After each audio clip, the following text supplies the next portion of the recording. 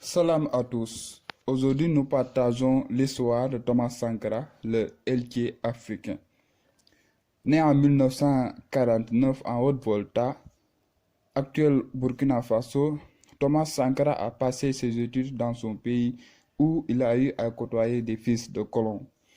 Il a suivi, comme son ami Blaise Compaoré, une formation d'officier à l'école militaire interarmée au Cameroun, puis à l'académie militaire d'Ansirab à Madagascar, où il a assisté à la révolution de 1972 ayant mis fin au régime de Philibert Tissi-Ranana, ce qui l'amène à concevoir l'idée de révolution démocratique populaire.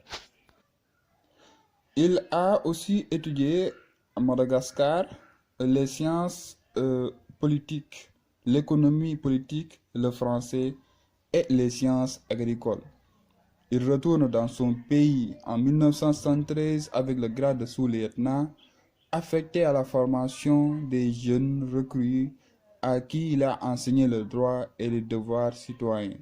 Il disait à cet effet: sans formation politique patriotique, un militaire n'est qu'un criminel en puissance. Il s'illustre dans la guerre du Mali en 1974 et obtient le statut de renommée nationale. Son entrée en politique est due à une alternance de périodes autoritaires et de démocratie parlementaire des années 1980. Il est nommé en 1981 au poste de secrétaire d'État à l'information dans le gouvernement du colonel Sey Zerbo et démissionne un an après à la suite de la suppression du droit de grève. Il est alors dégradé et chassé de la capitale du pays.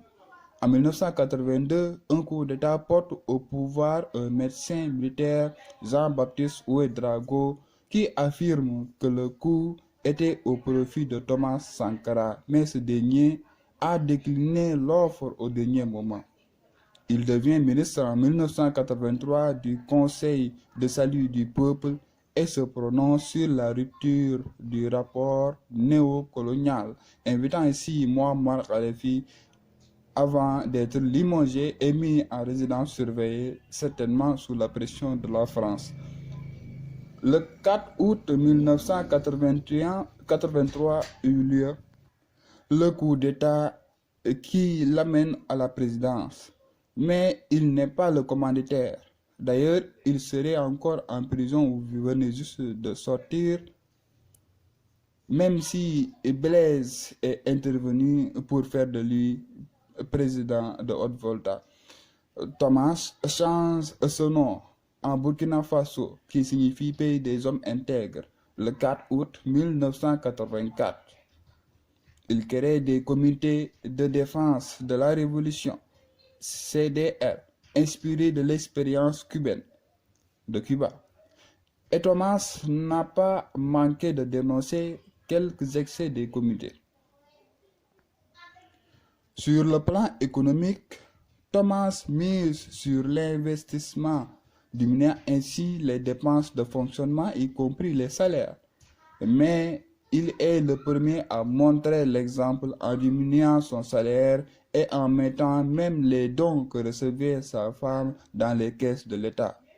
Il insiste sur tout ce qui permet de ne pas dépendre de l'aide alimentaire car, je cite, il faut produire plus parce qu'il est normal que celui qui vous donne à manger vous dicte également ses volontés. Avec l'interdiction d'importer des fruits et légumes, la mise en place de circuits de distribution et d'une chaîne nationale de magasins favorise aux commerçants la fourniture dans les zones de production. En 1986, 2 repas et 10 litres d'eau est assuré par jour pour chaque personne. Aussi, les habits traditionnels sont exigés pour les nécessités de la consommation locale. Entre 1983 et 1985, l'aide économique française est réduite de 80%. Thomas Sankara a beaucoup participé à la lutte pour la protection de l'environnement. En 1985, le Conseil national de révolution lance la lutte contre les coupes de bois abusives, la mauvaise utilisation du gaz, les feux de brousse et la divagation des animaux. Il s'ensuit des projets de barrages et de retenue d'eau sur le plan économique et social. Il promeut l'émancipation de la femme et interdit les mariages forcés en mettant en place un âge légal. Il interdit l'excision et essaie même avec la prostitution. Sur le plan international, il est connu pour son tranchant discours contre la dette à Addis Abeba en 1987. Il a invité les pays africains à ne pas payer la dette. Il s'interdit de contracter de prêts du FMI, justifié par son programme anti-impérialiste perceptible dans son discours d'orientation politique de 1983.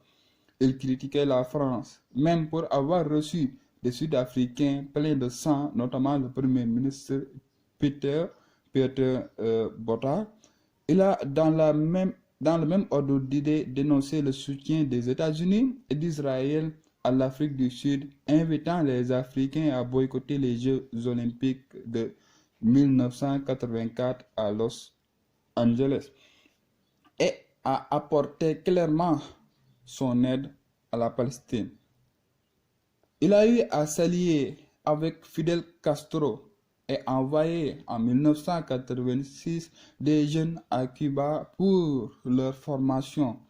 Dans le recrutement de ces jeunes, par voie de concours, la priorité était donnée aux orphelins et aux enfants des milieux ruraux et défavorisés. À partir de 1985, les relations entre Thomas et Blaise Compaoré se dégradent. Le Conseil des ministres crée une brigade de police anti-coup d'État que le camp de Blaise prend pour une menace. Le 15 octobre 1987 eut lieu une réunion pour la création d'un parti unique. Un commando militaire y est entré en demandant aux occupants de sortir. Traoré, seul survivant de la salle, affirme que Thomas est sorti en premier, demandant aux membres du cabinet je cite, ne bougez pas, c'est de moi qu'ils ont besoin. Mais il est abattu tout comme les autres.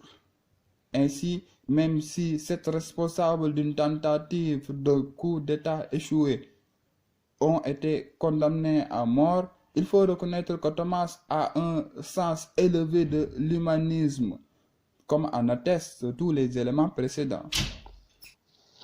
D'ailleurs, informé d'un possible coup d'État venant